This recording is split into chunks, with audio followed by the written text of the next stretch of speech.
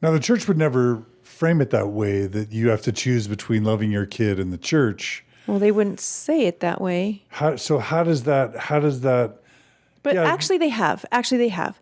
D. Todd Christofferson said in a talk, there may be times when even loved ones, and he names mothers, fathers, brothers, sisters, sons, daughters, make choices that are inconsistent with our beliefs or whatever, and it makes it necessary for you to sever ties, distance yourself from them, basically shun. Like, in certain situations, it's okay to shun your kid. And I know LGBT people who've been kicked out of their house as young teenagers, because they didn't fit the mold. And that was also one of those things that never entered my mind. Like there was never, ever even a moment where I thought maybe we should have Michael move out. No, like I would never choose anything or anyone above my kid. Anybody who knows anything about human nature, don't ask a mother to choose anything over her child. Like, what? You just don't ask me to choose. And so you felt like you were being asked to choose between the church and your kid. Yeah. Or even if we didn't kick him out, we needed to still have the same belief system that it was wrong and evil and wicked, and it was going to be the downfall of our civilization. That they were broken, that they were less than perfect, that they needed to be fixed. I have to tell you this. Soon after Michael came out, when we were absolutely distraught and just feeling like our whole world had shattered and we didn't even know where to begin to pick up the pieces. And you have to know too, that when Michael came out at 12, 13, between then and 16, I did not educate myself on anything LGBT related. Like, it was too scary and too real. And I just didn't. And I regret that. But I thought, because I'd been taught by our leaders that if you have enough faith, you can be healed of this. And a loving God would do that to one of his creations, Boyd K. Packer. And people who are LGBT, it's okay to beat them up. You know what I mean? Like, these are the messages over and over again. And so I didn't know how to make it fit, but it had to fit anyway. But we thought at that time that this was like a sickness or a trial or something, and that Michael could be healed. And we thought if he could get a priest's blessing, that he could be healed. And his patriarchal blessing said that he would marry in the temple to a young woman, and, you know, all the things they say. And so we thought we just have to. So Steve wrote a letter to Elder Holland and detailed our story and asked him, I think in deep humility, will you please heal our son? Like, we hear about those talks in General Conference where they're at a state conference and they get a feeling, the Spirit directs them to this house and there's somebody sick there and they give them a blessing and they're healed. Or they go to Primary Children's Hospital and they give a blessing, and it's, you know, all these miraculous stories. And we thought, he can heal our son too, and everything can go back to normal. And so he wrote in this letter, and we thought, and we said in the letter too, like, we live in Provo, like, we'll drive to Salt Lake. You don't even have to leave your office. Like, we'll come. It won't even take that long, like a 2 minutes is all. And it would be life-changing for us. It would change the whole trajectory of Michael's life and our life, and things could go back to normal. And please heal our son. And we sent that letter with faith that it was possible and it could be done. And because we were asking something so small, that it would be done. And our state president called us in and said, I've received a letter. You know, your letter to President Holland was sent back to me. And I knew that that's the order of things. That's how it's done. But it was so hurtful. It was so traumatic to be sitting in the stake president's office, to be told, your son will not be getting a blessing of healing. And then we thought, is it because we haven't been faithful enough? Is it because, why? I don't understand. I don't understand. It's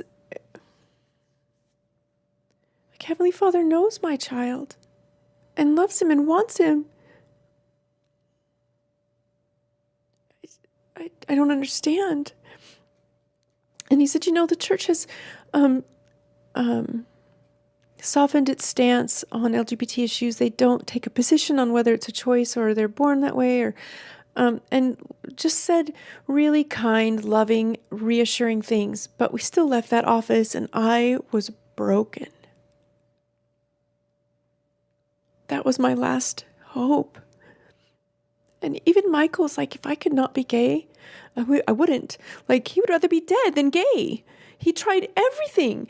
He went to the temple sometimes twice a week as a teenager to not be gay, thinking that he would have a grand spiritual experience, that he would see angels, that he would have a revelation. I mean, truly, he thought that. We all thought that. I remember Steve coming out of the closet one day, and he was just distraught. And he said, "Why are the heavens silent? Why are we not getting an answer?" And my thought was, I have lived a life of faith and devotion. And I know I'm not perfect, but I feel like we deserve help. We're pleading to anyone, anything, and God, help us. And the heavens were silent. I remember sitting in the bathroom with Steve. We were talking, and I said, "Where's our angel?" Alma the elder prayed in faith for his son, and an angel came. And his whole life was changed, and he became this great prophet who converted thousands and thousands of people and became a great leader. And have we not prayed with enough faith? Have we not? We've obviously missed something. We didn't do something right. That there's no angel for our beautiful son.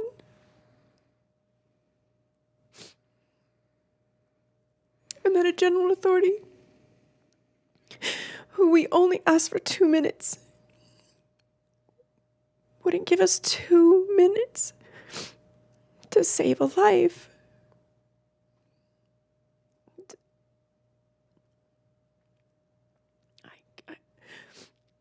That's when I think I started to break. And that's when I started to think too, maybe they got this a little bit wrong. So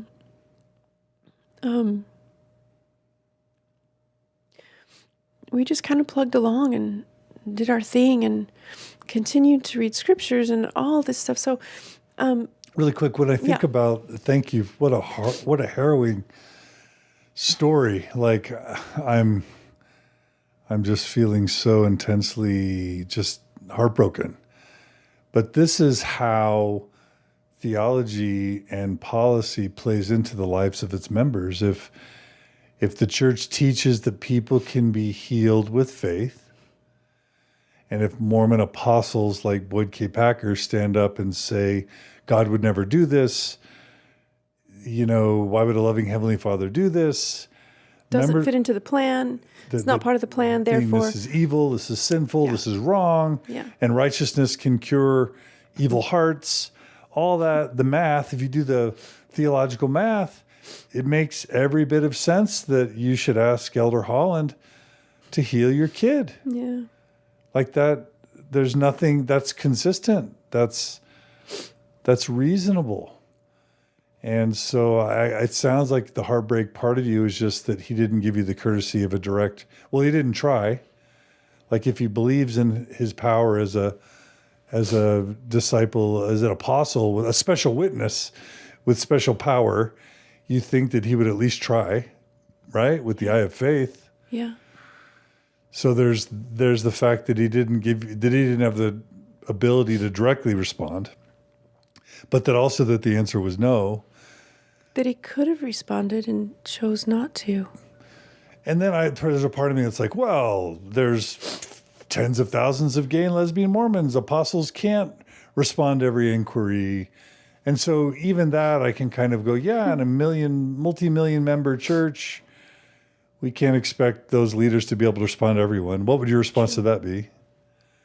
I mean, I guess on the one hand, it's logical. Yeah, but I think I'm also a very selfish person, and I don't care about anybody else. I care about my son. Yeah, you should. And right? We live in Provo. Like, we can drive up there. We can be sitting in the chair when you walk in the room. All you have to do is walk in, blah, blah, blah, we're out. You know what I mean?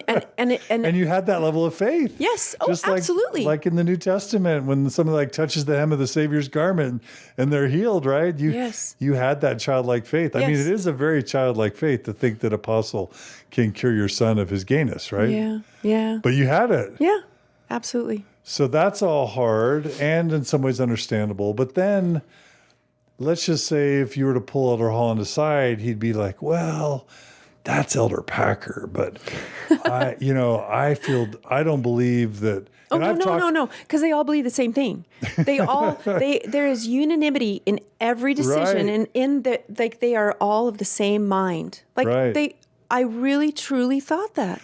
And they would say, well, that's naive in private, but in public, it's a huge priority for them united front. To create the appearance of unanimity. Yeah. So they encourage that mindset. So it's not like, I mean, you came by that belief, honestly, that of course Holland would agree with Packer that healings can happen, that there's special witnesses of Christ, and that this could be healed because a loving Heavenly Father would never do this. So right.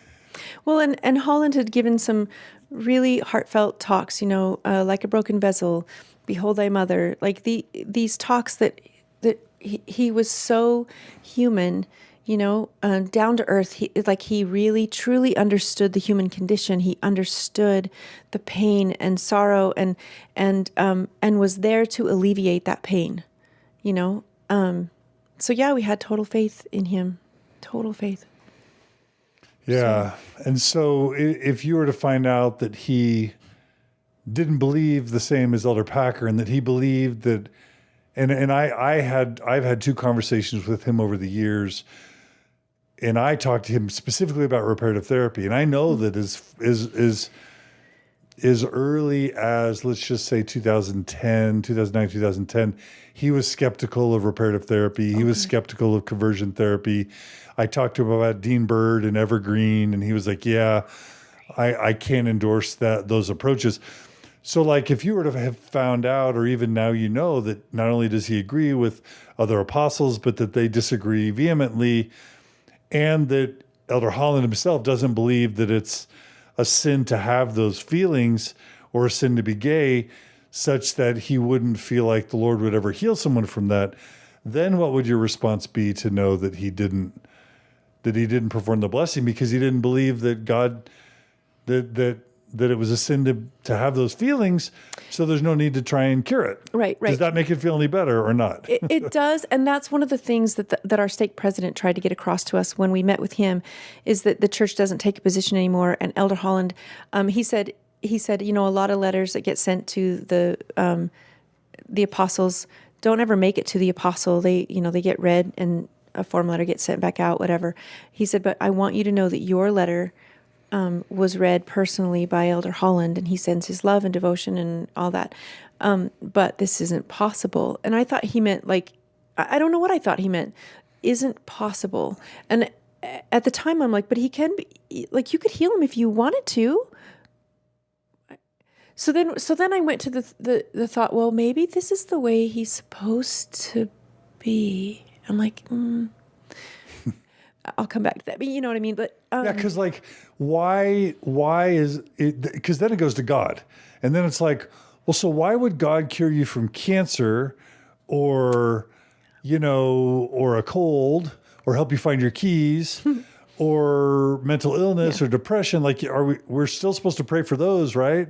So what's the category of condition that it can be cured versus not? Why would depression and anxiety or cancer or a cold still be worth praying about, but then this not? And how do we know? And what do healings even mean? And are we all just sort of being fed malarkey when we're taught that there is a power of healing? Well, I always thought there was a power of healing physical ailments, that a cold, cancer, whatever. Those things can be healed. Mental illness, especially after like a broken vessel, he's like, take your medicine. And I was like, but like what? Oh, and blessings of like comfort and stuff, and or like, this is the direction you should go next. Things like that. Like, but mental illness, I guess I never really grouped it in there. And so I never really considered that they couldn't heal that isn't something they could heal, heal me of my depression. That never entered my mind, heal somebody from being gay. I didn't know there were that many gay people. So, you know what I mean? It's just never really anything I thought about. Mm-hmm. So. Yeah. So did the stake president make you feel better? So much better. He did? He was incredibly kind. And so the sting of Holland not performing the blessing or responding. We left his office feeling better. Okay. And that would have been what year around approximately? Probably still 2015. Okay. So it was before the policy. Oh, before the policy. This was before the policy. Okay. So a couple things he said to us that I left his office and wrote down and still think about.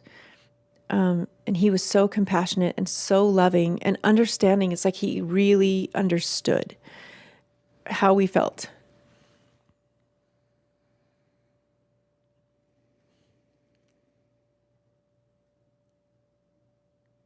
He said, Michael is not lost, and he is not broken. Like, you don't need to fix him. He's not broken. And it made me think of things in a new way. Like, I don't know how this fits, and I've been trying to make it fit, and maybe it already fits. Maybe it has fit all along. He's not broken. He doesn't need to be healed. He's not sick. And then I thought, then God made him this way, because he certainly didn't choose this. I used to think that being gay was a choice, like truly, truly thought that. I was so ignorant. But watching Michael struggle and pray and fast and spend time in the temple and then try to kill himself, he did not choose this, And he says, Mom, why would I choose to be ostracized? Why would I choose to be marginalized and rejected and ignored and belittled and bullied? Why would anybody choose that? He didn't choose this. Therefore, God must have made him that way. Or what? Or I don't know. All I know is he's not broken. And he doesn't need to be healed. He is perfectly who he's supposed to be. And I thank God every day, if there's a God, that I have a gay son. He has been the opening of my mind, my understanding, my heart, my world.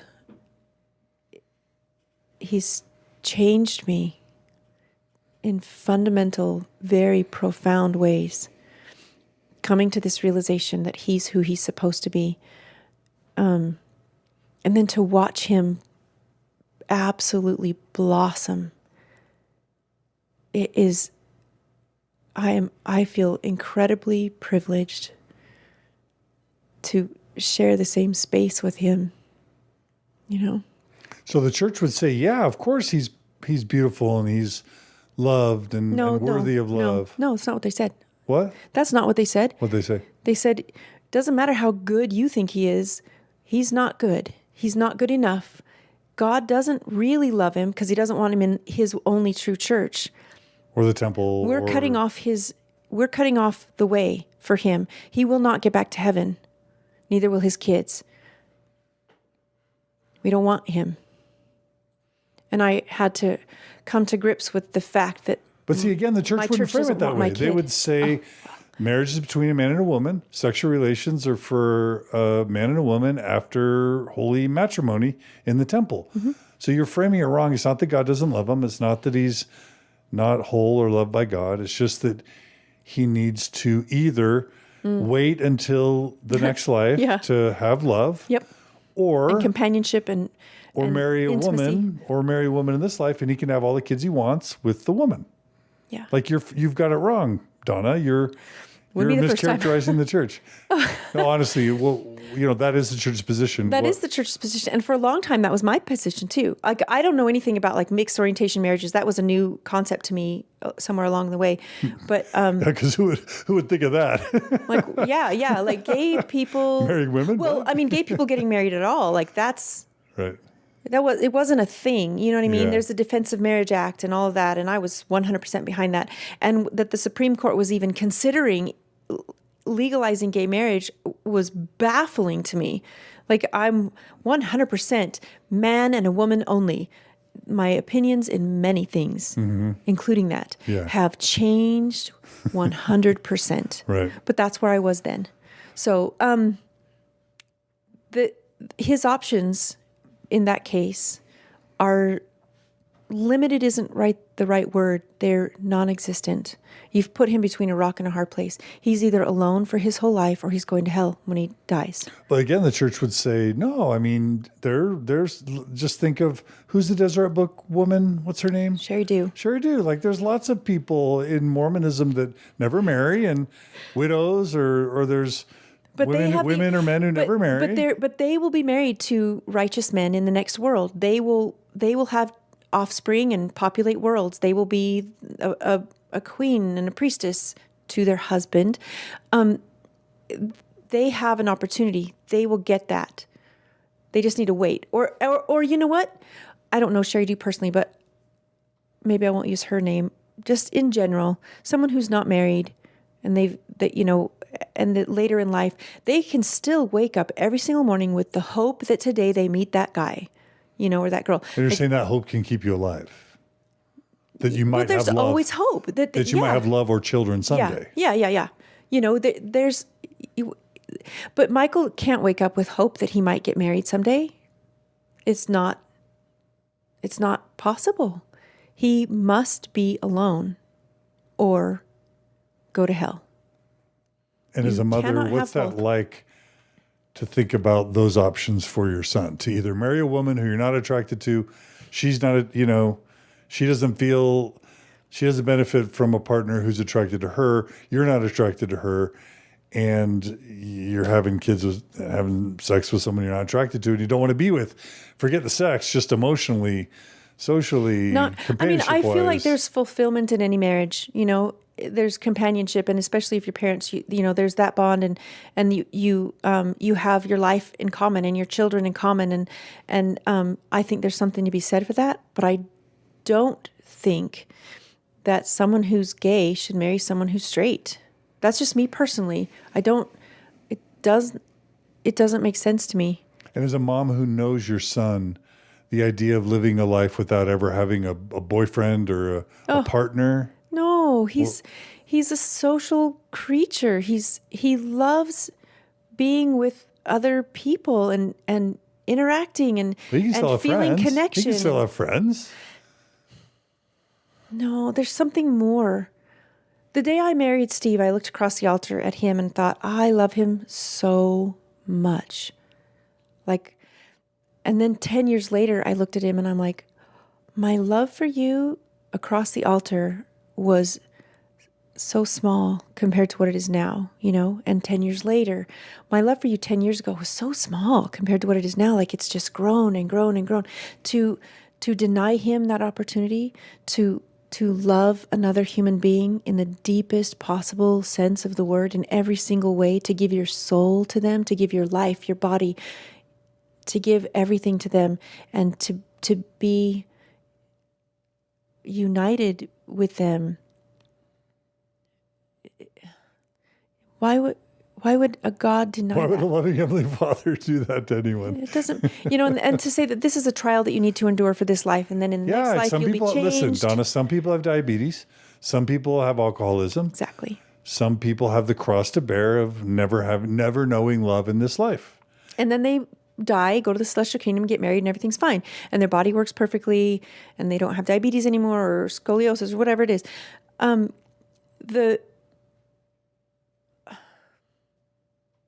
not ruling out that possibility, but it seems unlikely to me that he would die, go to heaven, and be straight.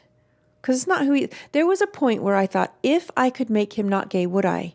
Well, absolutely yes. Well, then I started thinking, but wait, there's so much about him that is beautiful and creative and outgoing and kind and gregarious and like all of these fabulous qualities.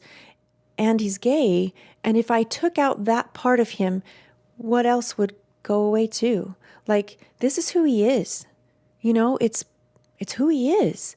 And I don't know that God is going to change who he is. Yeah, how do you change that part of him without changing other parts you love? I mean, it seems like that all comes together. Well, they always said, don't smoke cigarettes because you don't want to get addicted, because when you die, even your spirit will still want cigarettes. Like you leave this life with your desires and all that. So if he leaves this life with all his desires, and his desire is to be with the man he loves that he's married and spent his life with, is his desire going to change, and all of a sudden he's going to love him like a brother all of a sudden and not as a partner? And why would Heavenly Father cure him then but not cure him now? Like, why would we get one life? Right. Why would he say, the one life you get, sorry, you have to wait till like you're, dead and resurrected. But in this life now, this is your cross to bear. And also I think that's where some of the suicidality comes from. It's like, if there's no love or companionship or touch or intimacy, and it's not just physical, it's emotional intimacy. Yeah. If there's none of that in this life, I may as well fast forward. Well, if I'm going to hell anyway, like, why not get there? And especially like you add especially that if life is hell now. Exactly. Right? This is hell. Like, why not get to the next one and just start, and my family doesn't love me, and I don't have a place at church or home or school, or, I'm a burden to everybody, and my life is, my mom's sobbing for 2 years worrying about me, right? Yeah. My sobbing came from love, but also that was super touching worry. When Michael lowered his head on your shoulder, when you were talking about how much pain you experienced. No kid wants to feel like they're causing their mom to cry for 2 years straight. No. And I have to say too, my pain is mine. It's what I'm experiencing, is what I'm going through. I can't say that it's his fault or his responsibility. But he's going to naturally feel that way. Of course. So it's an unnecessary pain and conflict that's being inflicted on everybody. Yeah. And I look at it differently too. I used to hear about gay people, like there's gay people out in the world, and I thought about them. I never thought about their parents. I never thought there's this 32-year-old man in San Francisco dying of AIDS as we speak, and he has a mom. Like, I was very linear in my thinking, 2D almost. Like, and when Michael came out, I thought, oh my gosh. Like, when I realized that there were other gay kids in Provo, Utah, that means there must be other moms. Therefore, I'm not alone. But when I started thinking beyond the gay person to their mom, their dad, their brothers and sisters, like, how is this affecting them? And if it's affecting them the way it affected me, there's an awful lot of hurt going on out there, and confusion and just significant sorrow. And so, but there was a time, honestly, when I felt like I'm the only mom with a gay kid in Utah, and I'm certainly the only Mormon mom with a gay kid. And that was part of it. Like, there was shame in that. Like, we've done something wrong that he's gay, and there was all the old ways of thinking that the distant father, overbearing mother, he must have been sexually abused. My sister-in-law called and said, I think he was probably abused by your home teacher at some point. Because why else would he be gay? Could happen. Sometimes does happen. Could, never did. But, he must have been sexually abused. I had somebody at work come to me very sincerely and with great worry saying, I know your son's gay. Was he sexually abused? because they thought that's what turned him gay, and they had someone in their life who had been abused, and now they're worried that on top of the trauma of everything else, now that person might be LGBT. And what's so crazy and maddening about that is sexual abuse is so rampant in Mormonism and in Utah. Yeah.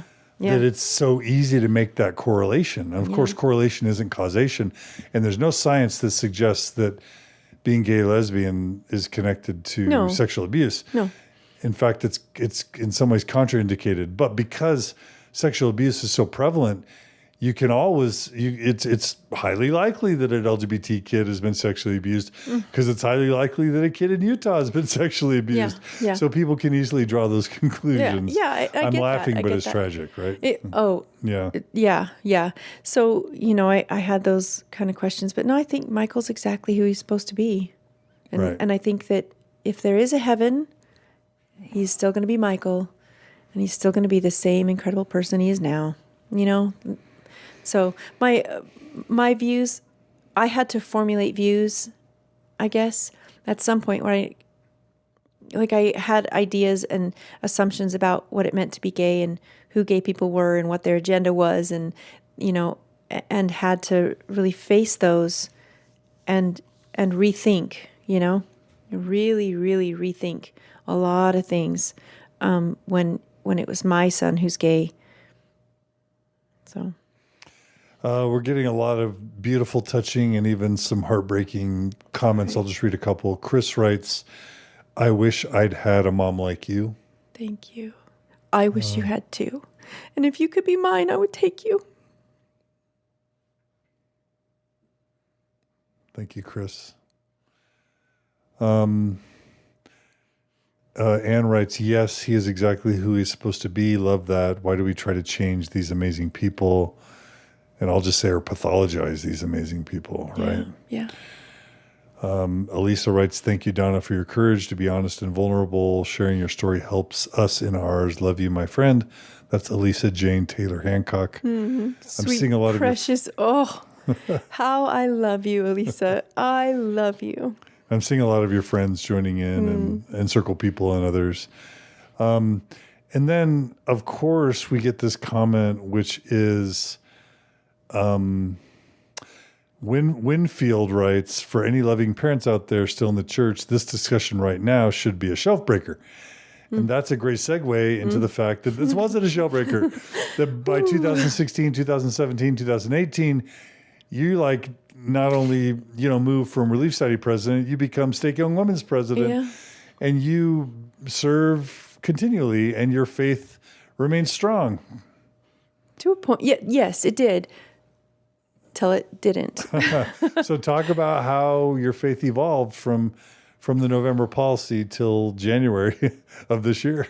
Well, okay, so I have to, there's more to it than just this. I think my therapist, who is an angel, gave me an analogy that really helped. She said, imagine that you've built your house, or your house of faith, whatever, on what was unbeknownst to you, a fault line, and you built this house, and it's big and it's beautiful and you love it and it's your home and you invite people there, and then one day that ground starts to shift and you feel an earthquake and you didn't know there was a fault, and your house actually falls down and crumbles, and so as my house of faith, I think that my earthquake was Michael coming out. And no, it wasn't even Michael coming out. It was the policy. It was a policy, because I think eventually would have found a way to make him fit somehow, whatever, or, but the policy was the earthquake for me that made me start questioning, if at some point anyway, I said, if they got this wrong, what else did they get wrong? So in 1978, I'm 9 years old, living in Florida. The radio is on in my kitchen, and I hear President Kimball's voice over the radio, which was like, wow, and I recognize his voice even at 9. saying that blacks could have the priesthood. And I remember in our house anyway, we were like happy. My mom was like, wow, this is huge. Like, this is a prophecy. It's, it's this huge, amazing thing. And I never thought past now the blacks can have the priesthood. I never thought what happened before when they couldn't have the priesthood, how many people were kept out of heaven, how many people weren't allowed to go to the temple and be sealed to their families, how many men weren't allowed to have the priesthood. I never thought about that. All I could think about was, now the blacks have the priesthood, good. And so, now I can't remember where I was going with that. Well, it's just kind of interesting that that these big, huge, dramatic church-altering shifts happen. Oh, the earthquake. Okay, so the policy change was my earthquake. Yeah. And I started thinking, if they got this wrong, what else did they get wrong? And even from there, didn't really delve into it too much more. It was just a question. What else did they get wrong? And then my husband was reading Rough Stone Rolling, and he stopped reading it. He goes, "This is too heavy. It's too much. I can't." And I'm like, "I will take your word for it. So I won't read Rough Stone Rolling." And then a couple of years later, he read it. He started reading it again, and he finished it. And he put it down when he was done, and he said, "You need to read this book." And I was like, I don't think I can. Like, I don't know what's in there, but if it was hard for you, and you're so much more faithful than I am, I don't think I can. It's too scary. So I just never did. It went on our shelf, and I never thought about it again. But what else do they have wrong?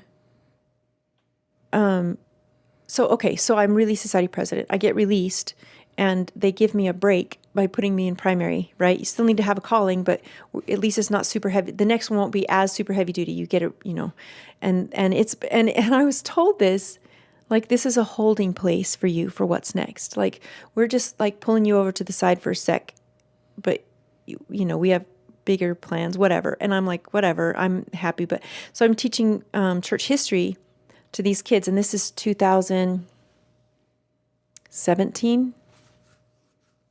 Yeah, 2017, church history. And I come across this lesson, and I come across this lesson, and what is her name? Mary Elizabeth Rollins, 12-year-old girl, gets given a copy of the Book of Mormon, reads it overnight. It's such a miraculous, beautiful story. When Joseph Smith comes to town, he makes a gift of that book to her. And this is the story that we tell in primary. Like, it's faith promoting, and the book is true. And even this 12-year-old recognized that it's the word of God, and Joseph Smith is a prophet, and all this stuff. And I'm all on board still. Like, I'm reading the story to them. Like, look at this, A couple lessons later, Mary Elizabeth Rollins' name comes up again. And I'm like, is this the same person? And I go back and I read that, and I go to Steve, and I'm like, what's the chances that there could be two Mary Elizabeth Rollins? He's like, 0. And I'm like, I know, but how could that be? Anyway, although there was nothing about plural marriage in the church history manual that I was teaching, somehow it came to light, or came to my attention, that she married Joseph Smith. And I was like, whoa, wait. She's 12. And then, it was years later when she married him, but still, like, why would he marry her? And he had other wives? Like, I had heard that Joseph Smith had wives, but they were like spiritual wives, like not married to him in the regular sense, but sealed to him, because he was like getting his gang together for the next life, I guess, like plural marriage in the heavens. And so that's why he had these wives that were only sealed to him, nothing else. Like, we go to the temple, we do the ceremony, you go home to your house, I go home to my house. Great. That's what I thought. So to hear that this girl is married to Joseph Smith, and I'm like, and then all the church videos are running through my head, and all the movies that you see in the theater about Joseph Smith and Emma, and they're all running through my head, and I'm like, but there were no plural wives in any of those. Like, it's never mentioned. And I didn't miss church growing up. I did not miss church. Like, if I was deathly ill, I would stay home. But so I'm like, I didn't get taught this at church. And I'm laying in bed one night as I'm realizing this, and I lean over to Steve, and I'm like, okay, Steve, listen, you were raised in Oregon, and I was raised in Texas, right? So and we were both raised in the church. Were you ever taught this? And he's like, no, I wasn't. And I'm like, neither was I. And I'm like, so it's not just that I missed it or it wasn't being taught in Texas, but it was being taught in Oregon. He wasn't taught it either. And I'm like, how did I miss this? This is big. Like, how did I miss something so important and so big? And I'm like, what else did I miss? And it's been, when I say I'm always striving to be better and like prove myself, I'm really good at Book of Mormon, everything. And like the history and what happened next and the meanings and, all that. I've read the Book of Mormon my whole adult life over and over and over again. And same with the New Testament, not the Old Testament so much, but I felt like, it's the Old Testament and God's going to be okay with me not knowing everything in there. And so I only read the Old Testament a few times, but I'd read the Doctrine and Covenants many times without actually looking deeper into the history. Like I took their word for it, like it's the church, it's the one true church. They're not going to lie to me. That never entered my mind. They're not going to lie. They're not going to hold anything back. They're not going to keep anything from me. And I didn't learn this. So again, it goes back on me. If I didn't learn this, it's my own fault. And I'm like, well, if I didn't know this, I already feel kind of guilty because I'm like, I don't know church history like I should. I feel like there's this hole in my spiritual education. Like I really need to know more about church history. And I'm teaching it to the primary kids, but I'm learning stuff from the manuals too. And I'm like, I should know more about this. And so I started looking into it and that's when I started having conversations with Steve about, Joseph Smith isn't what I thought he was. Like, I know there's a bigger picture and I just need to see all of it and it will all make sense to me. But there are some things about Joseph Smith and church history that I'm having a little trouble with. And he just said, you need to read Rough Stone Rolling. And I was like, I can't. Like, I'm too scared. I don't want to. I want to be faithful. And I know it's not like an anti-Mormon book at all. And I really admire Richard Bushman because he is in such a position. I acknowledge that and recognize that. But I was at a point where I'm like, I'd heard about people who read it and left the church. Tens of thousands. And I'm like, I'm not reading that. Yeah. That's like, it was sold at Desert Books. So I can't put the pieces together, but I'm not reading that. Right. And so I was still blissfully ignorant for a long time, but these questions started coming up, and I started asking more questions, and then they called me to be the stake Young Women's president. And I will tell you the conversation I had with my stake president. He called me on the phone, and he said, and Steve at the time was on the High Council, and he said, I've been talking with your husband, and I want to call you to be the Young Women's president. But he wasn't like extending the calling; it was like feeling me out, like. And so it was like the pre-interview. And he's like, but Steve expressed that you have some concerns with Joseph Smith and church history. And I was livid that Steve would tell anybody because this was such a private thing. And there was, for me, I felt a lot of shame that I would even be questioning. And so I'm like, I can't believe you told him. Like, I don't want anybody to think that I'm not faithful. And I feel like I'm faithful. I just have questions and that I don't understand, but I'm sure I will at some point. Anyway, so I'm like, no, like president, like, first of all, I don't want to be the stake Young Women's president. But it's not because of church history stuff. It's just, but I just went back to, you know what? I know the Book of Mormon is true. And our whole religion is based on that. And if the Book of Mormon is true, it means that Joseph Smith was a prophet. And it means that everything he said happened just the way he said it happened. And so I'm struggling. But it's just because I haven't got things figured out yet, not because there's a problem anywhere. And so at some point, he did extend the calling. And then I chose my counselors and became the stake Young Women's president. But it was interesting because when he did extend the calling formally, he said, "Oh gosh, will you remind me that that's what we're talking about? Okay, me being called a stake Young Women's president. Sure. And why Yeah. he called me? Because I have to go back a little bit. Okay. When Michael came out and we told family, I had started wearing a bracelet that was like." It was just like one of those embroidered things that you get at like a festival in the summer, right? But it was rainbow. It was all the colors of the rainbow. A family member brought it to Steve's attention that I'm wearing a rainbow bracelet, and did I understand what that meant? And that I was making a very bold statement that was incorrect by wearing a rainbow bracelet. And when Steve went and told this family member about Michael, because Michael's like, you can tell him, it's fine. He went to tell them, and this family member said some things that said, and he still lives in your house? And Steve's like, well, yeah. You let his friends come over? Well, of course we do. Does your stake president know? And Steve's like, I don't know. And she said, well, you need to call him. You need to make sure that he knows that your son is gay and you're letting him live at your house. And then she also said things like, do you guys have your temple recommends still? And so he's like, yeah, we do. And that's when she said, does your stake president know? Because in her mind, the fact that we hadn't kicked Michael out because he's gay and we were letting his friends come over meant that we were not worthy of a temple recommend. And just the fact that he was gay, not that he'd acted on it or anything, but that he identifies as gay, made us unworthy of a temple recommend. We should have kicked him out. And she said, well, you'll never have any big callings after this. Steve's like, what?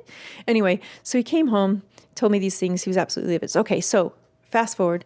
The stake president has called me to be the Young Women's president, and I'm wearing my bracelet because it's tied on and it is super glued on. I can't get it off unless I cut it off. But I'm like, listen, you know that Michael's gay, and I like, it has been expressed to me by a family member that this bracelet is too bold a statement. It's inappropriate.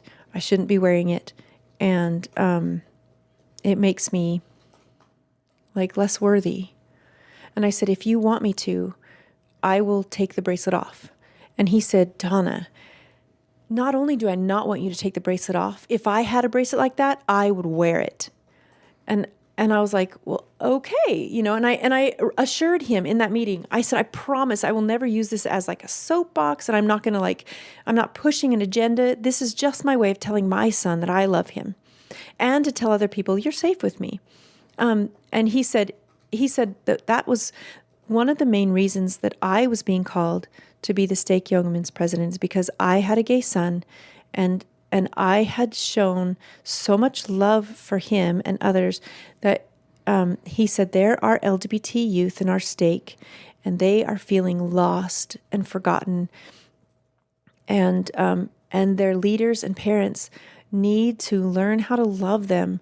And he said, that's why I want you to be the stake Young Women's president, because you can teach them how to love their kids. And I thought, that's a really tall order, but I do know how to love my kid. And if I can teach other people, I don't know how to teach love, but if there's any way I can do that, I absolutely will. So in spite of my issues with Joseph Smith that were kind of small at the time, I was willing to take this calling because I'm like, I can love, that I can do. And I know these kids. I've grown up with them. I love them.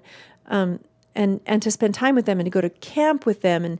And I'm like, yeah, I'll do it, of course, But by then there were already doubts that made it really hard for me to reconcile some things. And so I kept the calling and did it for a long time. But during that time, I was really starting to struggle with some church history stuff, and that's an intense calling. Stake Young Women's president is not just like sit back and chill out. No. There's it's full time. It's almost full time. There's camp there. There's trek. What are all the different things that there's girls camp, there's trek every 4 years. There's what's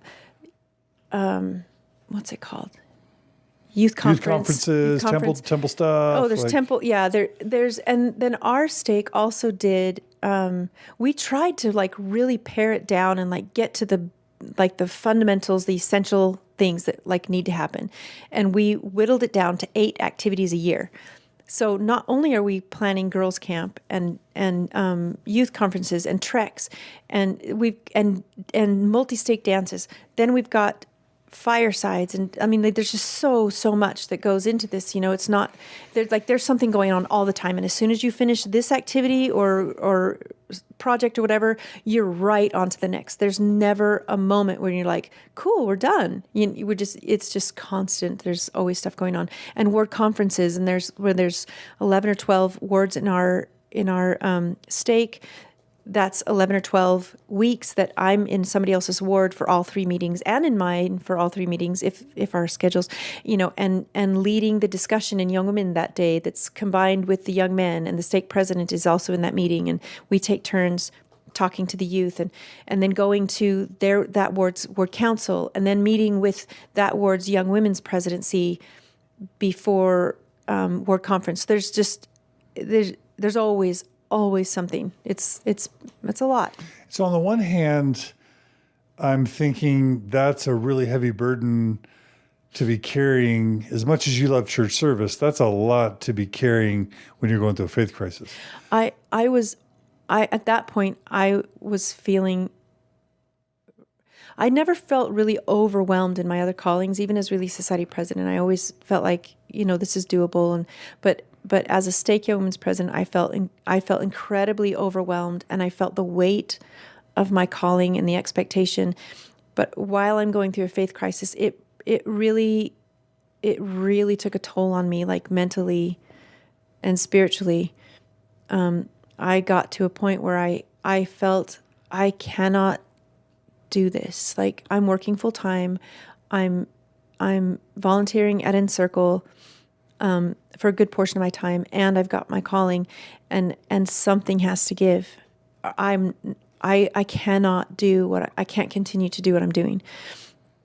And at that point, given everything that I'd been finding out about church history and other things, and the weight of the calling, and wanting to outwardly express my love for Michael and his friends, and I felt like, and I have my job, and I can't just quit my job. So of those 3 big things, the only thing that I feel like I have to let go of something, it's going to have to be this calling.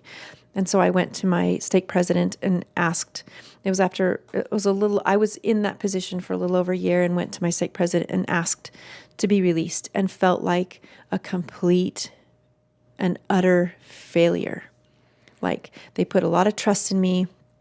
They asked me to do this thing. I thought I could do it. And it turns out I couldn't do it. I can't do it. And to go and ask to be released, I've never turned down a calling, and I've never asked to be released. I just do what you ask me to do until you ask me to do something else. But I asked to be released. And it took a lot of guts and a lot of thinking and fasting and prayer and like all of that to even get up the courage to recognize that that's what needed to happen, and then to get up the courage to go and say the words, I need to be released. It was really hard. And then it was 4 to 6 months after that when I was actually released. So that last 4 to 6 months was torture, like absolute torture.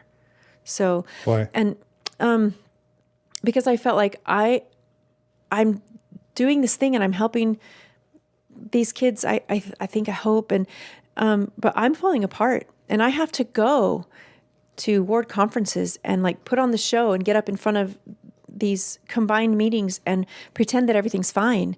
And I'm learning that the Book of Mormon might not be true, but that alone was enough. But then to have to go to ward conferences and tell these youth that the Book of Mormon's true. There was one Sunday. This is what did it for me. Like, this was the beginning of like my actual, like, I don't know if I can do this. I was in a ward conference, and the subject was going to be something about the Book of Mormon and how it strengthens you and all this. And And the stake president told me that he was going to be using a video that he'd seen in seminary as a youth about the Book of Mormon and how it changed his life and the way he viewed everything, and it made him want to go on a mission, and it just like changed the course of his life, and he became, a better person and all this, and now he's stake president. I'm struggling to know if it's even true. So I go to this meeting. It's a room full of youth with their leaders, and it's classic groupthink. A person in authority, the authority in our stake, standing in front of the room saying, this book is true. I know it's true. All the leaders in this room know it's true. You know it's true, or you will know it's true, or you can, or you should, or whatever, and you do whatever it takes to know that it's true. And the youth sitting there looking at these people that they admire, who serve them and love them, telling them that this book is true. I mean, I remember being in those meetings as a youth, and I was like, yes, it's true. Like, I might not understand it yet, but I know that it's true because they say it's true, and eventually I'll have that spiritual awakening or that experience that will be the undeniable answer to the question, is it true? So I get up, and I'm already wondering if the Book of Mormon is true. So I had my comments ready, and I nowhere in my comments said the Book of Mormon is true. I got up and said, I used to look up to my young women's leaders, and whatever they told me, I believed them. And my bishop and my release study president and my parents, I believed them because they said it was true. And I said, here's the thing. It doesn't matter how much you admire me or love me. I cannot be the one that gives you a testimony. You can't live your life based on what I say. You can't live your life based on my knowledge or not, or my belief that the Book of Mormon is true. You have to go and read it and find out for yourself. And I left it at that. Like, I'm not saying you're going to find out it's true, or I just said you have to find out for yourself. You cannot take my word for it. And I sat down. The bishop got up and played his video. And I was absolutely appalled. I watched that video in seminary, and the videography of it, beautiful, in a beautiful setting. The lighting was perfect. The people are perfect, with beautiful clothes on, and the music, the soft spiritually, the soft spiritual music cues at just the right moment, and it's all meant to lead you in this one way of thinking. And it was these kids at a campfire, and there's 3 of them. 2 of them are members of the church, the other's not. The one who's not says, how do you know your church is true? Like, in my church, we believe things are true, but we don't know they're true. How do you know? And the one kid who doesn't really know, like, looks at the other one, and he says, well, like, you just feel it. You feel that it's true. And it is. And he's like, huh. Anyway, so the other kid goes home, and he has his like, how come I don't know it's true? What do I need to do? So he goes and talks to his dad, and this is what he says. Dad, how did you know that the Book of Mormon was true? And his dad says, well, actually his dad never quite answers the question, but at some point in the video, one of the characters says, if you feel that here's how it said, if it feels good, it's true. If it feels good to you, it's true. And I was like, what? And I wrote it down. I was like, got out my phone really fast. I typed it word for word, what he said on the screen. And then I read it, and I'm like, oh my gosh. What they're telling these kids is all you have to do is get a feeling, and based on a feeling and nothing else, you will know that this book is true, that the people that it's written about lived and breathed and had a life and had babies, and like they lived a life. This book is true and real and historically correct. And I truly believed at one point that book was historically factual. And they're saying that's all you need to know. That's all you need. That's all the proof you need, is that it feels good. And it's true. And I was like, oh my, I can't do this anymore. I can't do this anymore. And that's like, shortly after that is when I asked to be released, because I'm like, I don't know it's true. I can't testify to anybody else that it's true.